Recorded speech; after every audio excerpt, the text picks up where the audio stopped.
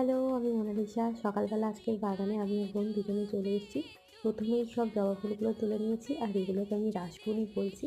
তো রাসফুল আর জবা ফুল তুলেছি। আর এই দেখো, এই চন্দন রঙের জবা ফুলটা, আর তার পাশেই এই যে এই গোলাপি জবা ফুলটা আজকে ফুটেছে। এই যে কয়েকদিন ধরে কুঁড়ি হয়েছিল, আজকে ফুটেছে। তো চলো, আমি তো এই জবা ফুলটা তুলেছি, আর বোন হচ্ছে কি এই গোলাপি জবা ফুলটা তুললো।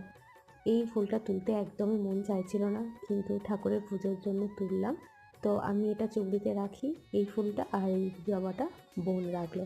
এখনও একটা জবা ফুল বাকি আছে, এই যে এটা হচ্ছে কি যেন, রানী জবা।